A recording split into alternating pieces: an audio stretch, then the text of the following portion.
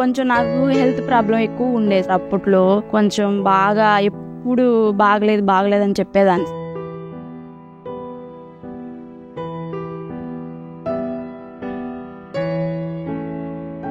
నాకు నెలకి 2 సార్లు హాస్పిటల్కి వెళ్ళడం జరిగేది. నాకు 10 నుంచి 15,000 వరకు ఖర్చు అయ్యేది. 2016లో మేడం గారు ఏడీఏగా చేస్తున్న సమయంలో పంచాయతీ ఆఫీసులో మీటింగ్లు పెట్టి మాకు ప్రకృతి వ్యవసాయం గురించి వివరించడం జరిగింది. అందులో ప్రధానంగా ఆరోగ్యం గురించి చెప్పడం వల్ల నా ఆరోగ్యం కొంచెం బాగలేదని ఈ ప్రకృతి వ్యవసాయం చేయడానికి ప్రధాన కారణం. కషాయాలు కానీ ఘనజీవామృతం, జీవామృతం సొంతగా తయారు చేసుకొని ఫస్ట్ కిచెన్ గార్డెనింగ్కి వేయడం మొదలు పెట్టాను.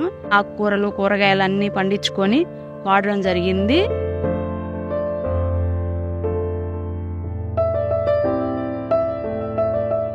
అందులో భాగంగా ఫస్ట్ సూర్యమండలం మోడల్ మాకు పరిచయం చేశారు. సూర్యమండలం మోడల్ అంటే ఫస్ట్ 7 రకాల కూరగాయలు, 7 రకాల ఆకుకూరలు వేసుకోవాలని ఇలా సూర్య మండలం ఆకారంలో చూపించారు.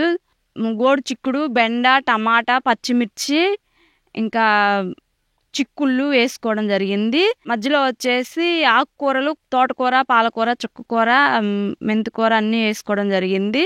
మధ్యలో అరటి మొక్క వేసుకోవాలని చెప్పారు. అరటి మొక్క వేసుకోవడం వల్ల ఏం జరుగుతుందని అడిగితే ఆ అరటి చెట్టు వల్ల వచ్చే నీడ ఆకుకూరలకు ఎండ తగలకుండా ఉండడం జరుగుతుంది.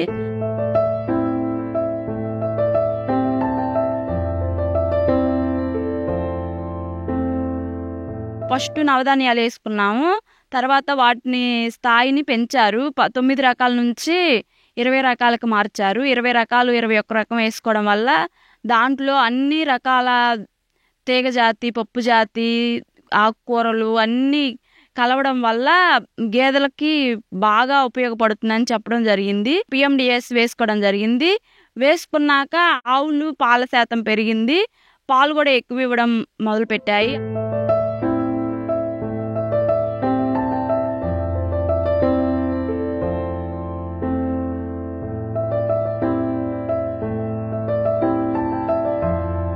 ఈ పల్నాడు జిల్లాలో ఈ సంవత్సరము మరీ ముఖ్యంగా ATM మోడల్స్ ఎక్కువ మంది రైతుల చేత వేయించడం జరిగింది. ATM అంటేనే ఆ పేరులోనే ఉంది, ఎనీ టైం మనీ.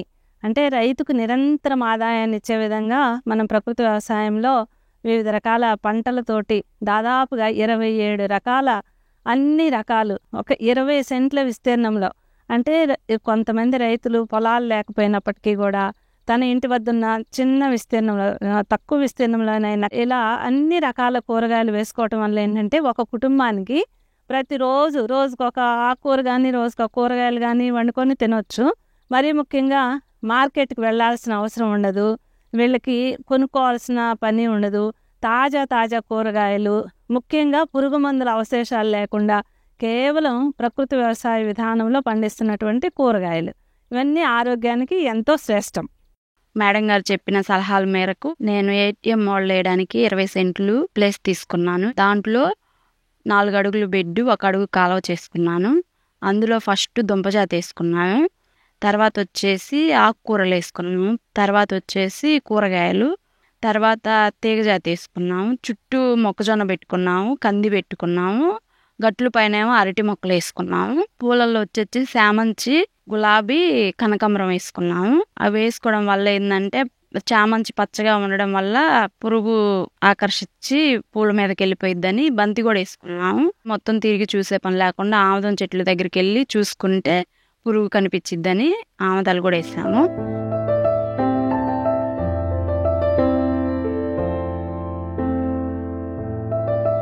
అంగన్వాడీ సెంటర్లలో కూడా మేము సూర్యమండలం మోడల్ వేపిస్తున్నాము.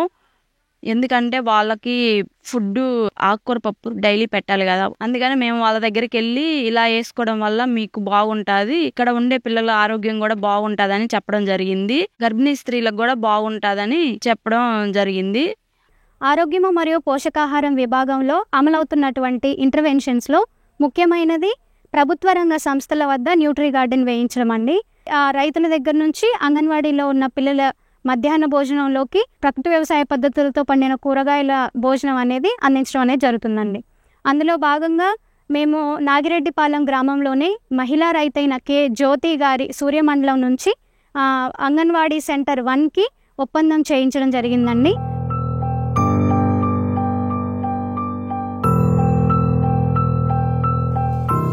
సూర్యమండలం మోడలు, ఏటీఎం మోడలు అన్ని చోట్ల వేపిస్తున్నాము. వేయడానికి రైతులు కూడా ముందుకు వస్తుంది. మార్కెటింగ్ కూడా చేస్తున్నాను. నాకు నెలకి 5,000 నుంచి 10,000 వరకు ఇన్కమ్ కూడా వస్తుంది. ఈ ప్రకృతి వ్యవసాయం చేయడం వల్ల నాకు చాలా బాగుందని చెప్పగలను. నేను ఈ ప్రకృతి వ్యవసాయం ఫుడ్ తినడం వల్ల నాకు ఒంట్లో ఆరోగ్యం బాగా వచ్చింది. కాళ్ళు నొప్పులు ఇవన్నీ తగ్గిపోయాయి. ఇలా చేసుకోవడం వల్ల మా పాపను కూడా మేము బాగా చదివించుకోగలుగుతున్నాము.